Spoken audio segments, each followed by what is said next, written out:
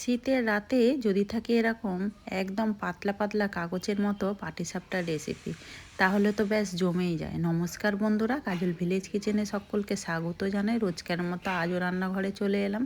আজকে রেসিপি প্রথম থেকে লাস্ট পর্যন্ত দেখতে থাকুন, আশা করছি ভীষণ ভালো লাগবে। তো চলুন তাইলে শুরু করা যাক। তো এখানে দেখতে পাচ্ছ আমি নিয়ে নিয়েছি এক বাটি আতপ চাল। আতপ চাল দিয়ে কিন্তু বেশ পিঠে খেতে কিন্তু ভালো লাগে। এই শীতের রাতে যদি এরকম আতপ চাল দিয়ে আমরা পাটিসাপটা পিঠে করি বেশ দারুণ হয়। তার জন্য চালটাকে আমি বেশ 2.5 ঘন্টা থেকে 3 ঘন্টা মতো ভিজিয়ে রেখেছিলাম। আর ধুয়ে ভালো করে পরিষ্কার করেই তারপরে ভিজিয়ে আমি শুকনো একটা জায়গায় তুলে নিয়েছি। এবার এখানে নেব একটা মিক্সি। চালটাই আমি এর মধ্যে দিয়ে দেবো। যেহেতু চালটা ভিজে রয়েছে এর মধ্যে আর জল দেবো না, আগে একটু ভালো করে বেটে নেব, তাহলে কিন্তু খুব ভালোভাবে বাটাটা হবে। সমস্ত উপকরণগুলো খুব ভালো করে আমি বেটে নিয়েছি। তো দেখতেই পাচ্ছ চালটাকে আমি এভাবে বেটে নিয়েছি। এবারে এটাকে একটা বাটির মধ্যে ঢেলে নেব। এবারে মিক্সি ধুয়ে আমি বেশ কিছুটা এর মধ্যে জল দিয়ে দেবো। তো এটা জল নয়, এখানে আমি দুধকে আগে থেকে গরম করে নিয়েছি। তো তোমরা কিন্তু দুধের পরিবর্তে এখানে জলেরও ব্যবহার করতে পারো। তো এখানে দেখতে পাচ্ছ এরকম কিন্তু এতটা ঘন রাখলে হবে না, একটু পাতলা করতে হবে। তার জন্য আমি এখানে আবারও একটু দিয়ে দেবো দুধ। তো আমি দেখিয়ে দিচ্ছি, দিয়ে দিলাম আরও আমি বেশ কিছুটা এখানে দুধ। এটা আমি গরুর দুধ নিয়েছি, তোমরা চাইলে প্যাকেটের দুধও নিতে পারো, আবার অথবা এখানে হালকা উষ্ণ জলও ব্যবহার করতে পারো। দুধটাকে কিন্তু আমি হালকা করে একটু গরম করে নিই। এইরকমভাবে একদম পাতলা ব্যাটার কিন্তু গুলে নিতে হবে। তো দেখতে পাচ্ছ এখানে এইভাবে কিন্তু আমি একদম পাতলা ব্যাটার করে নিয়েছি। এখানে দেখতে পাচ্ছ আমি এইভাবে একটা পাতলা ব্যাটার রেডি করে নিয়েছি। ততক্ষণ এটাকে ঢাকা দিয়ে একটা পুর রেডি করে, এদিকে গ্যাস অন করে একটা কড়া গরম হতে বসিয়ে দিয়েছি। দিয়ে দেবো একটা ফাটিয়ে নিয়ে তেজপাতা, দুটো এলাচ। চাইলে তোমরা এখানে এলাচ গুঁড়ো ব্যবহার করতে পারো। আর দিয়ে দেবো এই সময় আমি নারকেল কুড়িয়ে রেখে দিয়েছিলাম, একটা নারকেলকে দিয়ে দেবো কুড়িয়ে নেওয়া নারকেল। আমি দিয়ে দেবো এখানে গুড়।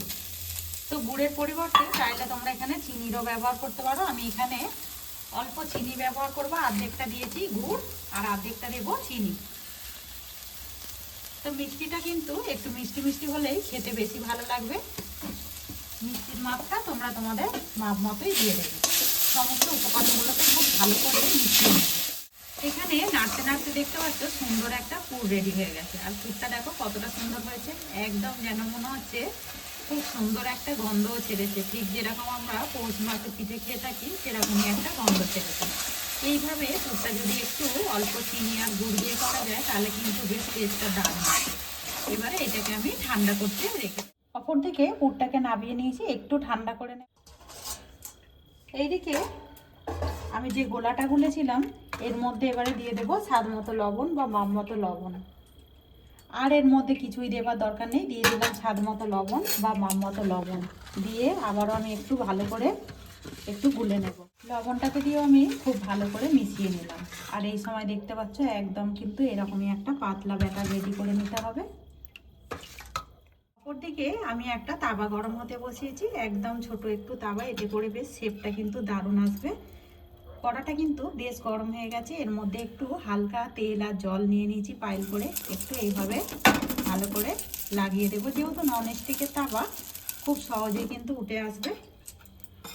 আমি তেলটাকে দিয়ে আবার একটা সুতির কাপড় দিয়ে ভালো করে মুছে নেব।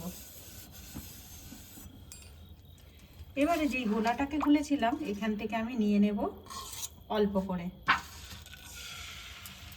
খুব ভালো করে চারিদিকে এইভাবে একটু পাতলা করে দিয়ে দেব।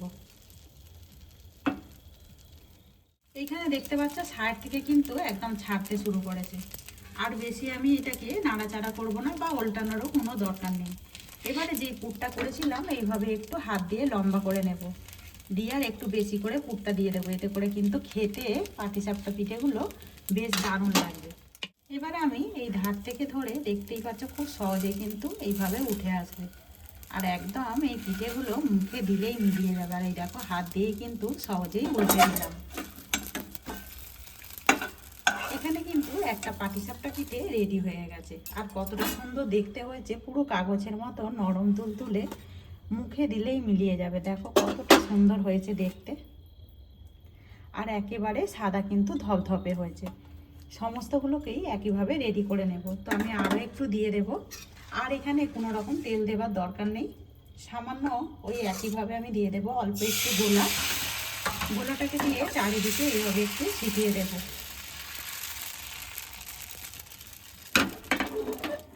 আবারও দেখতে পাচ্ছ ধার থেকে কিন্তু ছেড়ে আসছে। তোমরা চাইলে যে কোনো কড়ার মধ্যেই কিন্তু করে নিতে পারবে।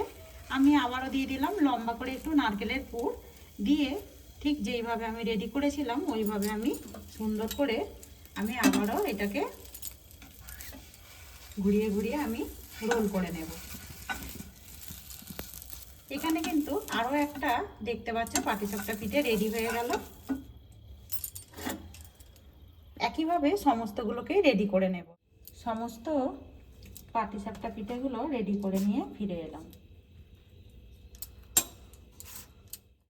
সমস্ত পাটিসাপটা পিঠেগুলো রেডি করে নিলাম। এই দেখো দেখতে একদম পুরো যেন মনে হয় পাতলা কাগজের মতো, খেতে ভীষণই দারুণ লাগবে, মুখে দিলেই মিলিয়ে যাবে।